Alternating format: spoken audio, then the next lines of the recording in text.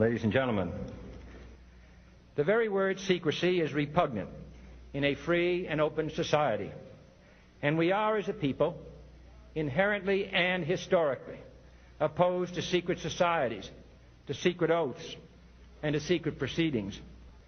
For we are opposed around the world by a monolithic and ruthless conspiracy that relies primarily on covert means for expanding its sphere of influence, on infiltration instead of invasion, on subversion instead of elections, on intimidation instead of free choice. It is a system which has conscripted vast human and material resources into the building of a tightly knit, highly efficient machine that combines military, diplomatic, intelligence, economic, scientific, and political operations. Its preparations are concealed, not published. Its mistakes are buried, not headlined. Its dissenters are silenced, not praised. No expenditure is questioned, no secret is revealed. That is why the Athenian lawmaker Solon decreed it a crime for any citizen to shrink from controversy. I am asking your help in the tremendous task of informing and alerting the American people, confident that with your help, man will be what he was born to be, free and independent.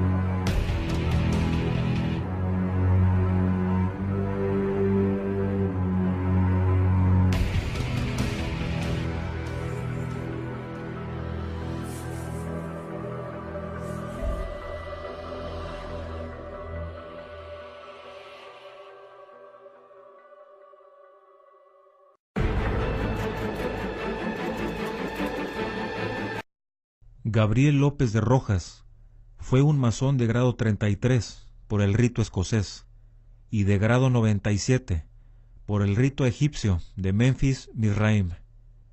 También fue un gran maestre de los Illuminati, al menos en la parte esotérica o espiritual. ¿Qué es la Orden Illuminati, Gabriel? La Orden Illuminati es una orden masónica, ocultista y luciferina. Tú has definido la orden como, entre otras cosas, como luciferina. ¿Qué quiere decir eso? ¿Que Lucifer es como una especie de imagen que se venera dentro de la orden o es el foco de atención intelectual o emocional vuestro? ¿Qué pinta Lucifer en una orden así? Bueno, nosotros observamos la figura de Lucifer de diferentes formas. Para la gente de la calle, es decir, para los no iniciados o profanos, Lucifer es el maligno o el mal, ya que tiene una formación cristiana, prioritariamente católica. Para los iniciados de los primeros grados, Lucifer es una especie de ángel de luz que ilumina las tinieblas interiores y conduce a la unión con Dios. Y para los iniciados de alto grado, donde ya encontraríamos a los luciferianos, que no son luciferinos, Lucifer es el propio Dios. El Dios cristiano es dogma, limitación, amputación, castración, muerte. Lucifer está más unido a la libertad, el libre albedrío y unos planteamientos totalmente contrarios. ¿Por qué Lucifer y no Satanás? ¿Por qué hay algún matiz en esa diferencia, en esa palabra? Sí, nosotros escogemos a Lucifer porque entendemos que es el portador de la luz. Pero, muy ligado al mito griego de Prometeo. Sin embargo, Satanás presenta otras connotaciones distintas. Pero dentro de la Iglesia Católica se juntan ambas figuras, terminan siendo lo mismo. Vosotros no, vais más atrás y separáis una cosa de otra. Bueno, nosotros creemos que el ángel de luz que he citado antes aparece en la historia con diferentes expresiones. Aparece en la historia como el Set egipcio, el Satanás hebreo, el macho cabrío de las brujas medievales, el Baphomet de los templarios, el dios actual de los yezidís, etc. Y dentro de eso nosotros también pensamos que esas expresiones son algo distintas. Partiendo de ahí nos quedamos con la expresión de Lucifer prioritariamente, porque consideramos que es la más iniciática y necesaria de cara a nuestros fines filosóficos. Es decir, estaríais, para entendernos, estaríais más cerca del ocultismo, más cerca de una filosofía de tipo ocultista, esotérica, que más cerca de una iglesia en contraposición a la iglesia establecida. Exacto, por eso cuando hemos iniciado la conversación yo he definido a la orden como masónica, ocultista y luciferina. Utilizas el término de masonería en muchas ocasiones, supongo que hay rituales como los hay en la masonería que tienen un ropaje que, por supuesto simbólico, pero que es más o menos espectacular o incluso dramático, ¿no? Bueno, si el iniciado tiene que morir de una manera para nacer a otra nueva forma de vida o de planteamiento, pues todo eso, para un espectador no conocerlo, pues tendría unos tintes muy dramáticos. Hay ese tipo de rituales, ceremonias.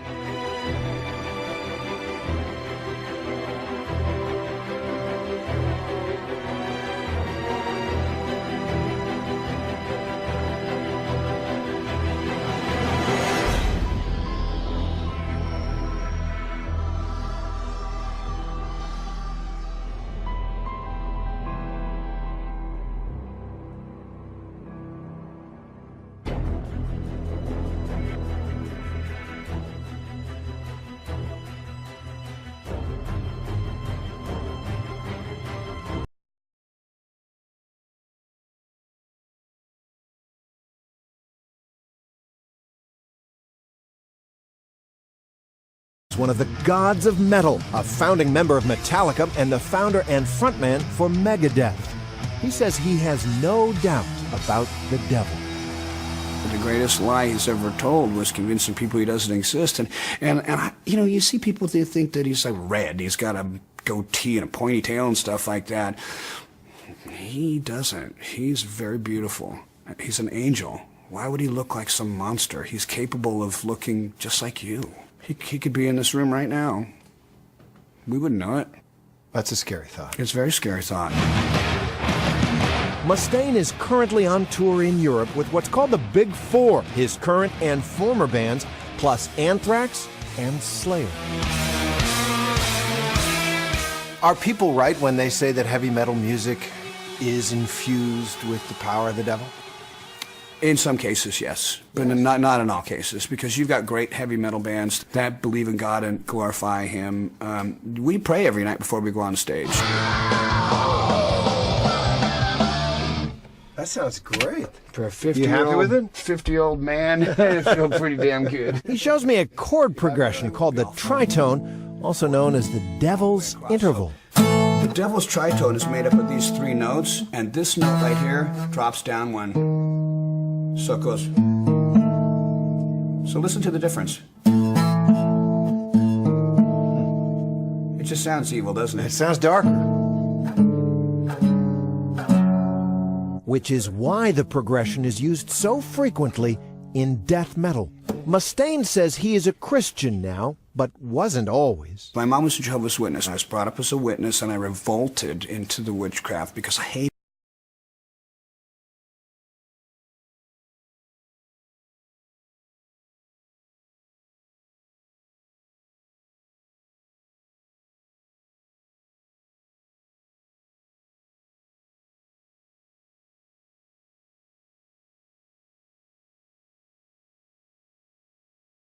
Instituto. Todo empieza cuando mi hija hace la ouija en el colegio.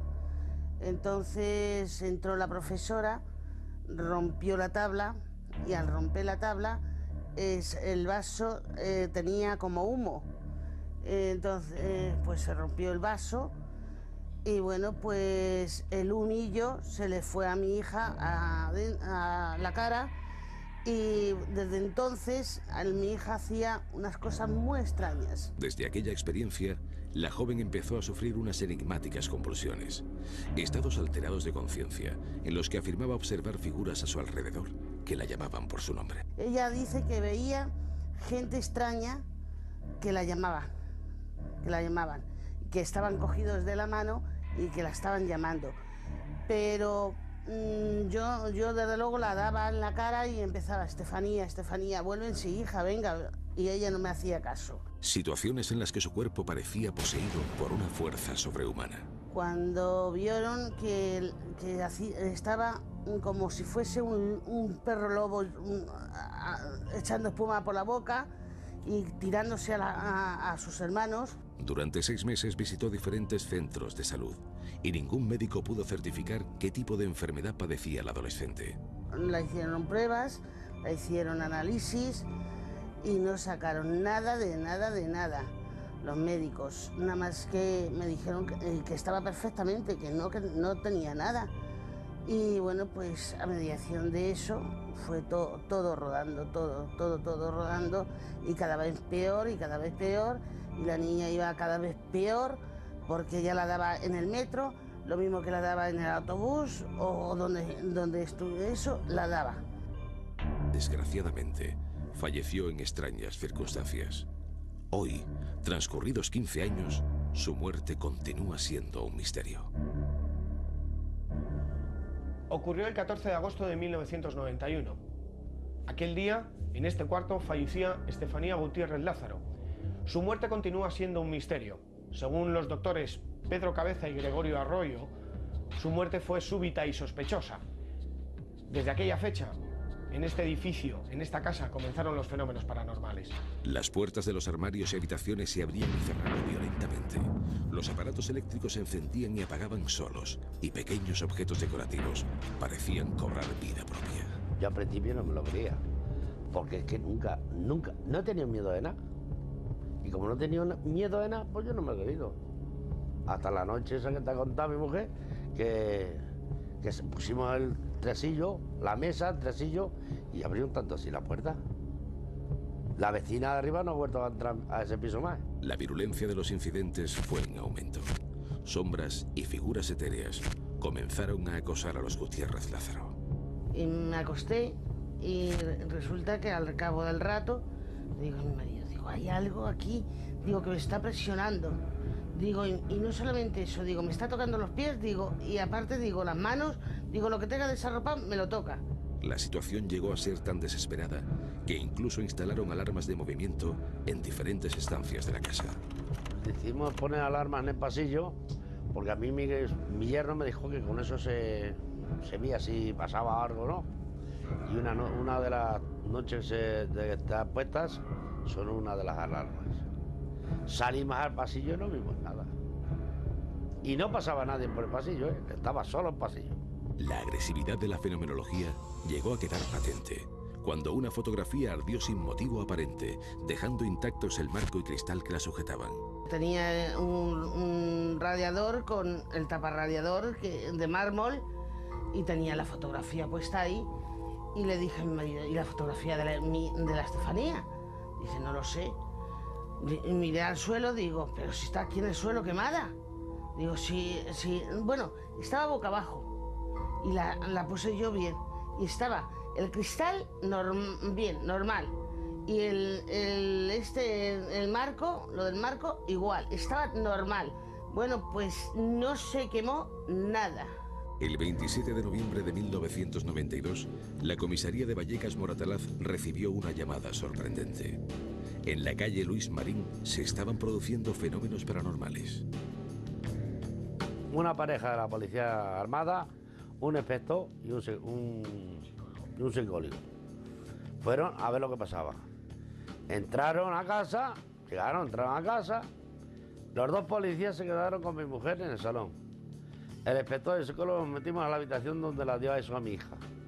Y las habitaciones, en vez de ser ventanas, tenían terraza, esa puerta a la terraza. Y estando sentados encima de la cama, sentimos como si habían tirado una piedra por la terraza, rodaron una piedra. Salimos afuera y allí no había piedra ni había nada, estaba completamente limpio. Y la policía mismamente le dijo al inspector, dijo, ¿vosotros habéis salido a haber tirado algo aquí? Nosotros no nos hemos movido de aquí. Y entonces cuando ya le estuvo contando lo que le pasó al compañero, que gracias al compañero que le dijo, agáchate, se abrió la puerta del mueble bar y echó mano a la pistola para disparar contra el mueble bar. La incidencia se notificó a dos patrullas que bajo el mando del inspector José Pedro Negri acudieron al inmueble a toda velocidad. Los policías sobre todo lo que tenemos que tener son elementos de racionalidad sistemática, es decir, este hombre dice, bueno, estos es que nos tienen preparado un artilugio detrás de donde está el crucifijo para que el crucifijo se mueva, intenta ir a verlo, el crucifijo explota, hombre, hay una serie de cosas que a él en ese momento lo resultan inexplicables, y dice, pero claro, alguna explicación tiene que tener.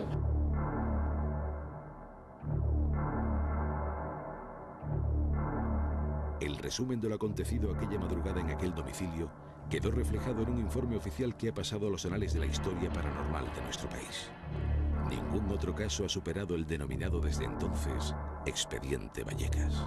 Llegan a presenciar una serie de fenómenos extraños, bastante inquietantes, que quedan reflejados en un expediente policial que quizás es un caso, se puede llamar un verdadero expediente X español, donde quedan esos fenómenos completamente reflejados.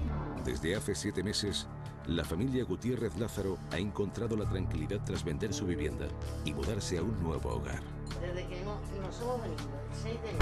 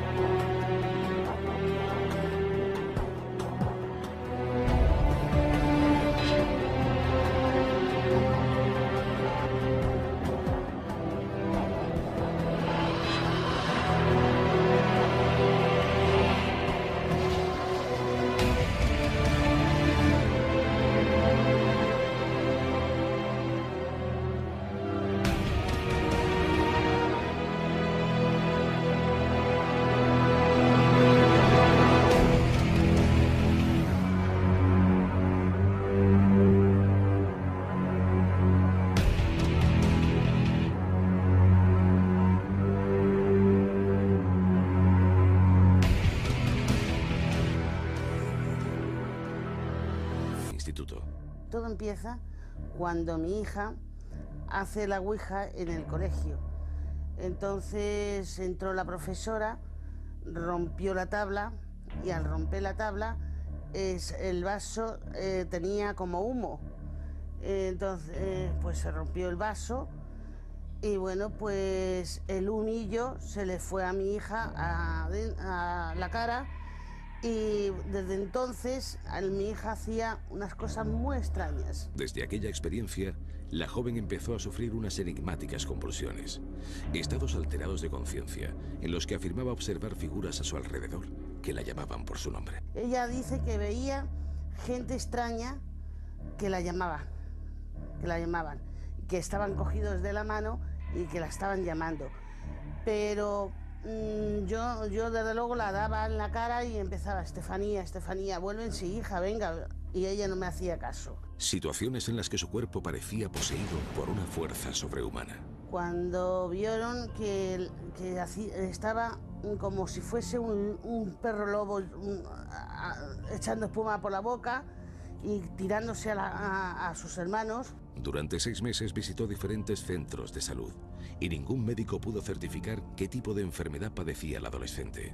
La hicieron pruebas, la hicieron análisis y no sacaron nada de nada. Los médicos, nada más que me dijeron que estaba perfectamente, que no tenía nada. Y bueno, pues a mediación de eso fue todo rodando, todo rodando, y cada vez peor, y la niña iba cada vez peor, porque ya la daba en el metro, lo mismo que la daba en el autobús, o donde estuve eso, la daba. Desgraciadamente, falleció en extrañas circunstancias. Hoy, transcurridos 15 años, su muerte continúa siendo un misterio. Ocurrió el 14 de agosto de 1991. Aquel día, en este cuarto, fallecía Estefanía Gutiérrez Lázaro.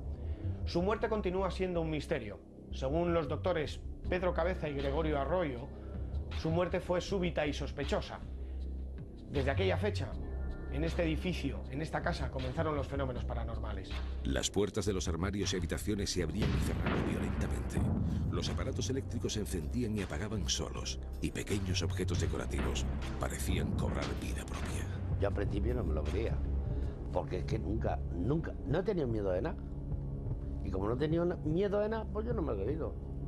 Hasta la noche esa que te ha contado mi mujer, que pusimos el tresillo, la mesa, el tresillo, y abrieron tanto así la puerta. La vecina de arriba no ha vuelto a entrar a ese piso más. La virulencia de los incidentes fue en aumento. Sombras y figuras etéreas comenzaron a acosar a los Gutiérrez Lázaro. Y me acosté y resulta que al cabo del rato, digo a mi marido, hay algo aquí, digo, que me está presionando. Digo, y no solamente eso, digo, me está tocando los pies, digo, y aparte, digo, las manos, digo, lo que tenga desarropado me lo toca. La situación llegó a ser tan desesperada que incluso instalaron alarmas de movimiento en diferentes estancias de la casa. Decidimos poner alarmas en el pasillo porque a mí mi yerno me dijo que con eso se veía si pasaba algo, ¿no? Y una de las noches de estar puestas son una de las alarmas. Salimos al pasillo y no vimos nada. Y no pasaba nadie por el pasillo, ¿eh? Estaba solo el pasillo. La agresividad de la fenomenología llegó a quedar patente cuando una fotografía ardió sin motivo aparente, dejando intactos el marco y cristal que la sujetaban. Tenía un radiador con el taparradiador de mármol y tenía la fotografía puesta ahí, y le dije a mi marido, ¿y la fotografía de la Estefanía? Dice, no lo sé. Y miré al suelo, digo, pero si está aquí en el suelo quemada. Digo, sí, bueno, estaba boca abajo y la puse yo bien. Y estaba el cristal bien, normal. Y el marco, lo del marco, igual, estaba normal. Bueno, pues no se quemó nada. El 27 de noviembre de 1992, la comisaría de Vallecas Moratalaz recibió una llamada sorprendente. En la calle Luis Marín se estaban produciendo fenómenos paranormales. Una pareja de la policía armada, un inspector y un psicólogo fueron a ver lo que pasaba. Entraron a casa, entraron a casa. Los dos policías se quedaron con mi mujer en el salón. El inspector y el psicólogo nos metimos a la habitación donde la dio eso a mi hija. Y las habitaciones, en vez de ser ventanas, tenían terraza, esa puerta a la terraza. Y estando sentados encima de la cama, sentimos como si habían tirado una piedra por la terraza, rodaron una piedra. Salimos afuera y allí no había piedra ni había nada, estaba completamente limpio. Y la policía mismamente le dijo al inspector, dijo, ¿vosotros habéis salido a haber tirado algo aquí? Nosotros no nos hemos movido de aquí. Y entonces cuando ya le estuvo contando lo que le pasó al compañero, que gracias al compañero que le dijo, agáchate, se abrió la puerta del mueble bar y echó mano a la pistola para disparar contra el mueble bar. La incidencia se notificó a dos patrullas que bajo el mando del inspector José Pedro Negri acudieron al inmueble a toda velocidad. Los policías sobre todo lo que tenemos que tener son elementos de racionalidad sistemática, es decir, este hombre dice, bueno, estos es que nos tienen preparado un artilugio detrás de donde está el crucifijo para que el crucifijo se mueva, intenta ir a verlo, el crucifijo explota, hombre, hay una serie de cosas que a él en ese momento lo resultan inexplicables, y dice, pero claro, alguna explicación tiene que tener.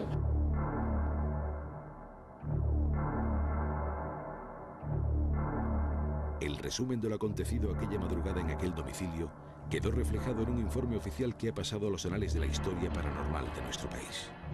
Ningún otro caso ha superado el denominado desde entonces Expediente Vallecas. Llegan a presenciar una serie de fenómenos extraños, bastante inquietantes, que quedan reflejados en un expediente policial que quizás es un caso, se puede llamar un verdadero expediente X español, donde quedan esos fenómenos completamente reflejados. Desde hace 7 meses, la familia Gutiérrez Lázaro ha encontrado la tranquilidad tras vender su vivienda y mudarse a un nuevo hogar. Desde que nos hemos venido, el 6 de enero.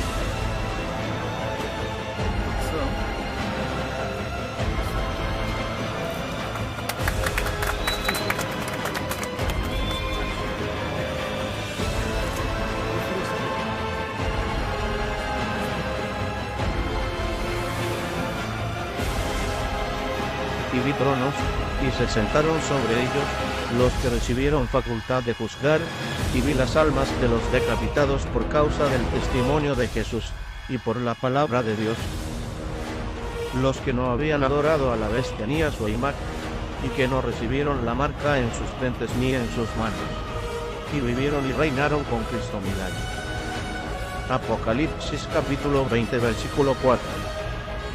¿Por qué causa fueron de...? No creen, creen que todo acaba en la tumba. Y el mismo Dios de paz os santifique por completo en todo vuestro ser, espíritu, alma y cuerpo, sean guardados irreprensibles para la venida de nuestro Señor. Ahora, si el ser humano existe para siempre, la tumba no es el fin. Cuando usted acuerda, se acabó la vida.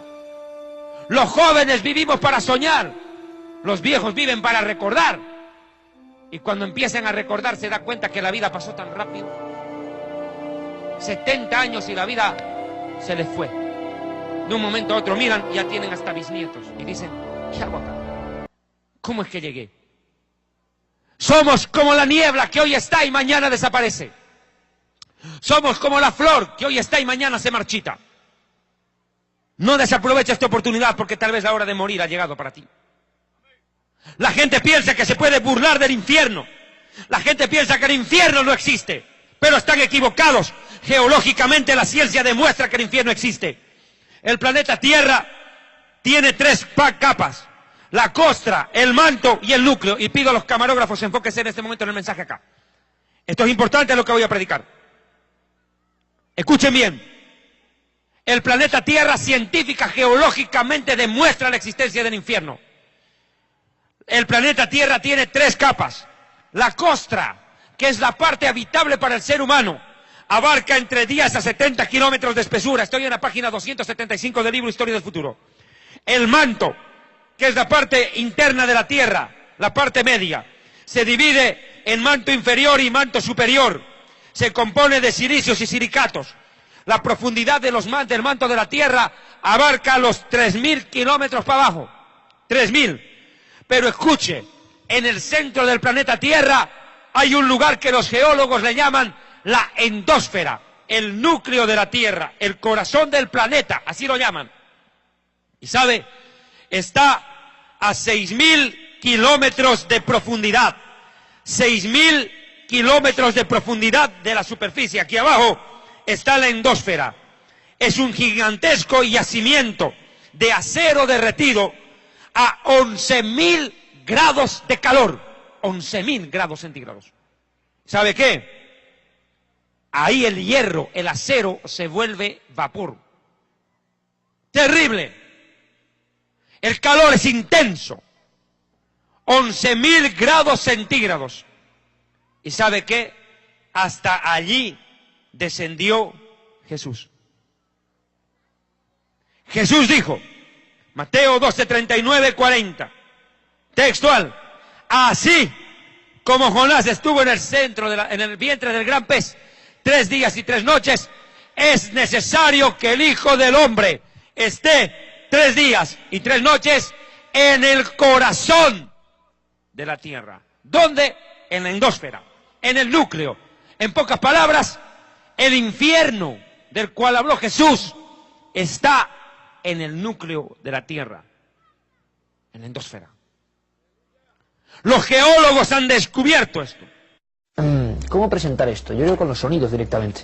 Se cuenta que quizá hacia los años 80, principios, un equipo de expedicionarios soviéticos, penetrando en lo más hondo de la Tierra, se encontraron con unos sonidos que no esperaban. Para muchos estos son los sonidos del infierno.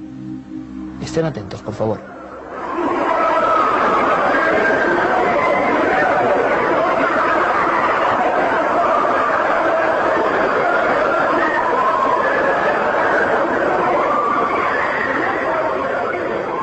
Estos son los sonidos del infierno, por lo menos es lo que se ha publicado. Que un grupo de investigadores en una zona inhóspita de Siberia penetró con sus perforadoras y, según declaraciones de un tal doctor Azakov, y esto se publicó en Medio Mundo, a unos 14,4 kilómetros, estoy dando los datos concretos, repito, que se hicieron públicos en su momento, Esto se ha convertido, la historia de ese equipo de investigadores en Siberia, en la época, digámoslo así, del muro de Berlín, en algo absolutamente legendario. Para la inmensa mayoría de personas, mito del área de Internet. Ni hubo equipo, ni existe ese pozo tan profundo, evidentemente, y mucho menos se grabó. Y claro, yo sabía que un buen amigo de este programa, el jefe de Ciencia y Tecnología del diario ABC, José Manuel Nieves, sabía más cosas increíbles, que les van a sorprender. José Manuel, como siempre, buenas noches. Buenas noches, Iker. Esta historia, lo hablamos tú y yo muchas veces, ¿verdad? Es difícil de superar en cuanto a todo el componente cinematográfico, sí, casi que tiene, ¿verdad? Parece un guión hecho exprofeso para ser llevado al cine o algo así, sí. Y un guión que yo creo, José Manuel, que además tuvo mucho impacto y lo sigue teniendo. Porque para mucha gente, y esto es lo importante, esos sonidos que ahora vamos a analizar se convirtieron en una causa de fe. Sí, sí, absolutamente. Lo que pasa es que, como pasa con todas las cosas, ten en cuenta que estos sonidos fueron grabados hace casi 40 años. El experimento científico, o el trabajo científico al que hacías referencia, es real. Claro, esa es la primera, que yo creo que ya me quedé aquí diciendo, ¿cómo, José Manuel, que no es leyenda urbana, que no se lo han inventado unos tipos? No. No, lo que es real y forma parte de un proyecto ambiciosísimo que se hizo en la antigua Unión Soviética. Sabes que los soviéticos se caracterizaban por hacer proyectos majestuosos, muy grandes, y desviaban ríos y colocaban, ahora este lago me lo llevo a otro lado. Bueno, pues uno de estos grandísimos proyectos de la Unión Soviética querían perforar la corteza terrestre. ¿Con qué objetivo? Ni más ni menos. Pues para hacer estudios geológicos, querían llegar concretamente. La corteza terrestre es una capa muy delgadita, pero que tiene entre 35 y 70 kilómetros de espesor según las zonas del mundo, ¿no? Entonces, en la península de Kola, en Siberia, el espesor de la corteza es de 35 kilómetros. Entonces ellos querían perforarla completamente para llegar hasta el manto terrestre. Es una zona de transición entre donde se acaba la corteza y empieza el manto, que se llama Mojo. Es un diminutivo de la zona de Mohorovicic, que se llama Mojo. No lo consiguieron porque se encontraron con dificultades técnicas a bastante menos profundidad de 35 kilómetros, ¿no? A 12 kilómetros y 300 metros, una cosa así, tuvieron que dejarlo. Pero una cosa, José Manuel, que esto es muy importante, y me gustaría más que viéramos alguna imagen. Este lugar existe y este proyecto es real, y esto pasó de verdad. Ahora vamos a ver qué son las voces. Esto es lo que estabas hablando, el pozo de Kola. Claro, exactamente. No solo existe, sino que es un proyecto científico, un proyecto geológico que duró más de 20 años. Es decir, duró desde el 24 de mayo de 1970, que fue cuando se empezó a perforar, y se fue cerrado completamente, o sea, clausurado el proyecto en el año 92. Pero se dejó de perforar un par de años antes, en el 89. Y ya te digo, a la profundidad que antes hemos dicho, ¿no? A 12.260 es una barbaridad, es mucho más del Everest hacia abajo, ¿no? Claro, no, de hecho, es la mayor perforación que se ha hecho hasta día de hoy. Es decir, aunque hayan pasado 40 años, no se ha conseguido llegar más abajo, perforando. Y tenemos las perforadoras, me gustaría que viéramos algún detalle de esos gigantescos taladros. Entonces la historia es que este equipo existe. Al parecer alguien es indiscreto en aquella época. La historia, creía mucha gente que era del año 90, 91, se hace pública en internet en el 95. Eso es una perforadora, claro. Efectivamente. ¿Esto qué es? Esto es un taladro, esto es una broca con una serie de taladros con puntas de diamante que se utilizan para perforar las rocas. Son parecidas a las tuneladoras que hacen los túneles del metro, ¿no? Lo que pasa es que esto es hacia abajo. Y claro, imagínate bajar eso más de 12 kilómetros. Perforando continuamente, ¿no? Grabaciones geológicas son bastante comunes, se hacen muchas veces. De hecho, hay grupos en Japón y grupos en Estados Unidos que utilizan las grabaciones para, digamos, escuchar el sonido de las placas tectónicas, ¿sabes?, sobre las que están los continentes, porque toda la corteza terrestre está rota en distintas placas que se mueven e interaccionan entre sí. Es decir, se chocan, se rozan, y se superponen, claro. Entonces, esos sonidos es lo que están intentando es ser capaces, a partir del sonido, de predecir los terremotos. Luego está el tema de por qué se pararon las excavaciones, las perforaciones. Entonces, hay dos versiones. La versión científica y técnica, que es la que yo puedo aportar. La cuestión es que se encontraron con casi el doble de la temperatura que ellos pensaban encontrarse a esas profundidades, y los instrumentos sencillamente no aguantaban. Claro. Entonces hubo un momento que intentaron lo que pudieron y tuvieron que suspender porque no les aguantaban los instrumentos, tuvieron que parar, y pararon a esa profundidad. Y luego surge la leyenda, ¿no? Y luego está la leyenda. Entonces, según la leyenda, que además fue difundida por algunos de los geólogos, como este doctor que tú citabas antes, dijeron que no, que el motivo no había sido ese, que no había sido un motivo técnico, y no es más que el proyecto original de la Unión Soviética no era perforar la corteza terrestre, como de hecho era, sino buscar el infierno, o sea, encontrar una prueba del... Imagínate los soviéticos buscando el infierno. Bueno, pues se llegó a decir incluso eso, ¿no? Y que no solamente lo habían intentado, sino que lo habían conseguido.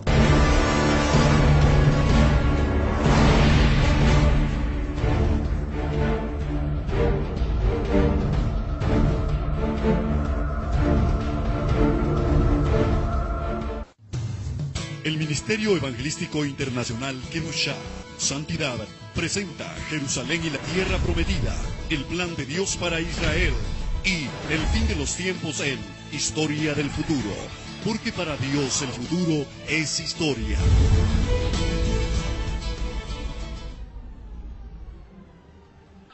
Donde los científicos españoles hablan y demuestran la creencia en la existencia del infierno, y son ateos, y dicen que existe.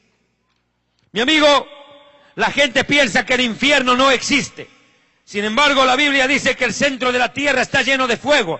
Job 28:5. De la tierra nace el pan y por dentro está convertida como en fuego.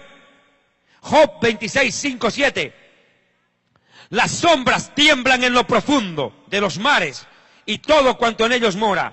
El Seol está descubierto ante él, el infierno. Mire, textual. Y otra versión, otro manuscrito en arameo dice: las sombras tiemblan aterradas en lo profundo de los mares. Imagínese usted. ¿De qué está hablando? Del infierno. Mire, la Biblia dice en Proverbios 15:24, el camino de la vida es hacia arriba para el entendido, para apartarse del Seol, el infierno que está abajo. Y la Biblia dice también en Job, escuche, que todos los días el infierno arrebata a los pecadores. Así como el cielo arrebatará a los santos el día que Jesucristo haga sonar la trompeta con voz de mando, voz de arcángel y trompeta de Dios, y los muertos en Cristo resucitarán primero, luego nosotros los que vivimos, los que hayamos quedado, seremos arrebatados juntamente con ellos en las nubes para recibir al Señor en el aire, y así estaremos por siempre con el Señor. Por tanto, aliéntense los unos a los otros con estas palabras. Mi amigo, así como el cielo los santos, el infierno todos los días arrebata a los rebeldes y se los traga, como se lo tragó a Coré, entró vivo al infierno. Mi amigo, la gente que no cree en el infierno, no hay problema, no te haga problema. Si tú no crees en el infierno, tranquilo, no te compliques, vas a creer cuando ya estés ahí dentro. No te compliques, porque en el infierno no hay incrédulos, todos creen, pero ya es tarde. Aún el diablo cree y tiembla. El infierno existe. Está en el corazón de la tierra, de acuerdo a Mateo 12:40. Es más, es un lugar de tormento. La gente dice que el infierno no existe. Y le voy a decir 7 cosas claves que están en mi libro Historia del Futuro, se las recomiendo. ¿Qué pasaría si el infierno no existe? ¿Qué pasaría si el infierno no existe? Primero, que Dios sería el más grande mentiroso de la historia al haber amenazado a los rebeldes con un castigo que no se puede cumplir. Dios habla del infierno, y si no hay infierno, Dios miente. Mas sea Dios veraz y todo hombre mentiroso. Sea Dios veraz. 2. Si no hay infierno, usted no puede confiar en Dios. Dios no merece confianza, porque no puede hacer justicia. ¿Dónde quedaría entonces el premio al que hace lo bueno y el castigo al perverso? ¿Cuánta gente comete delitos, maldades, paga y corrompe a la policía, corrompe a los jueces, escapa de la justicia humana, se muere y todavía Dios le dice, bienvenido al cielo? ¿Cómo usted podría confiar en la justicia de Dios si Dios sería un alcahuete del pecado y del pecador. Mi amigo, si no hay infierno, Dios no puede castigar al que hace lo malvado. Aquel que aquí en la vida terrenal ha hecho tanta maldad y nunca pagó por ella y que todavía Dios lo premie, que lo deje impune. 3. Mas antes digo, Dios es juez justo, Él reina sobre la tierra. ¿Cuántos alaban a Dios? Él prueba la mente y el corazón para dar a cada uno conforme a sus obras en esta vida y en el más allá, si no se arrepiente. 3. Si el infierno no existe, puede tirar su Biblia a la basura. Porque en pocas palabras la Biblia sería una fábula, un cuento, una comedia, una tragicomedia, un drama, menos la palabra de Dios. Porque la Biblia, en más de 2000 oportunidades, habla del infierno y también de otro lugar llamado el lago de fuego. 4. Si no hay infierno, ¿qué problema? Jesús habló más del infierno y del lago de fuego que del mismo cielo. Y si no hay infierno, ¿de qué habló Jesús? Mintió. 5, perdón. Si no hay infierno, Jesucristo era un falso profeta. Porque Jesús dijo, el que no cree en mí será condenado e irá al tormento eterno. 6. Si no hay infierno ni lago de fuego, mi amigo, si no hay infierno, ¿para qué murió Jesús? ¿Para qué? Si no hay de qué salvarnos. Si todos tienen entrada directa al cielo, Jesús vino a perder el tiempo, a soportar humillaciones, rechazo, golpes, escupitajos, maltrato, asesinato. ¿Para qué? Si todos entran al cielo como si fuera un supermercado.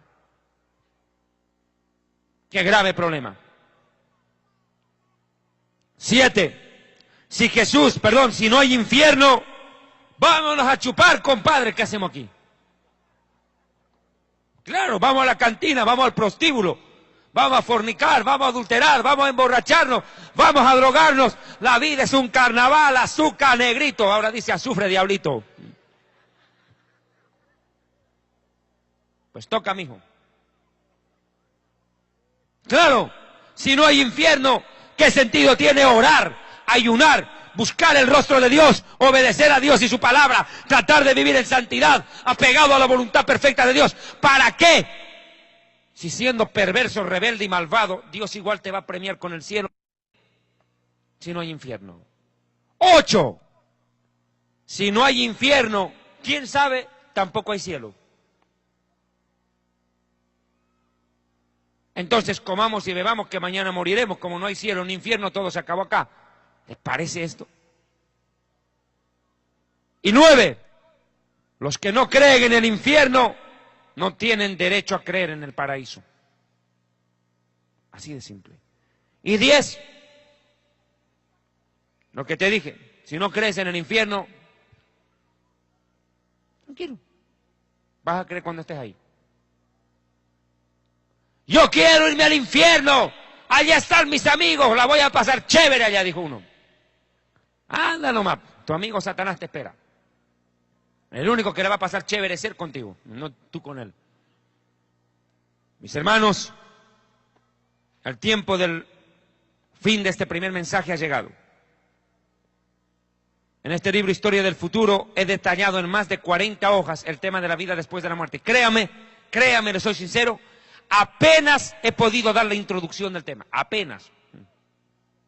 No he podido explicar lo que significa Keber, Seol, Hades, Abadón, abismo, lago de fuego.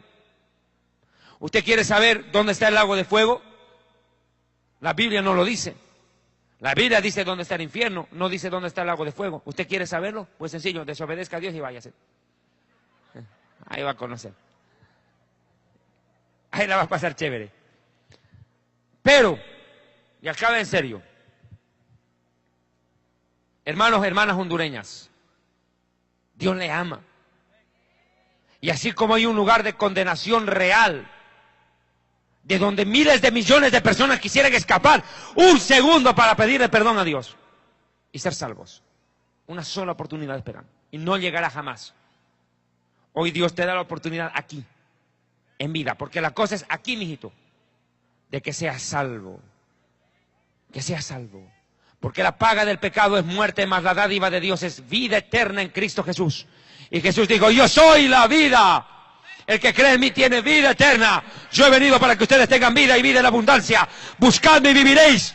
Porque el que me busca y me encuentra alcanza el favor y la bendición de Dios.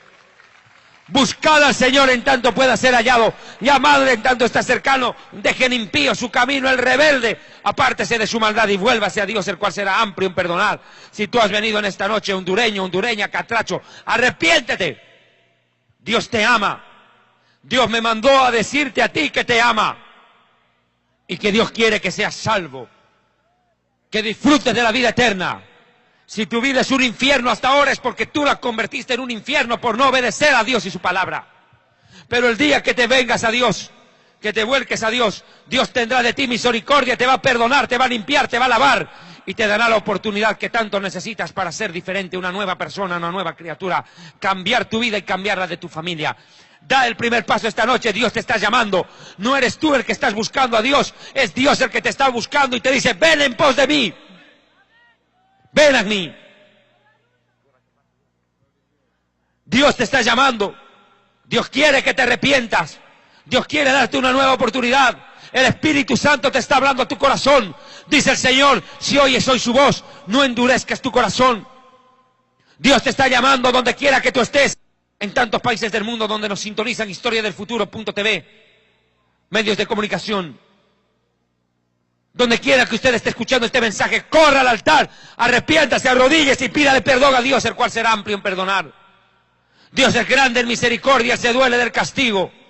Dios no quiere la condenación del rebelde, Dios quiere que el rebelde se arrepiente y viva y tenga el perdón de Dios. Si no tienes paz en tu corazón, no tienes felicidad, es porque Jesucristo no vive dentro de ti. Ven a Dios, acércate a Él por medio de su Hijo.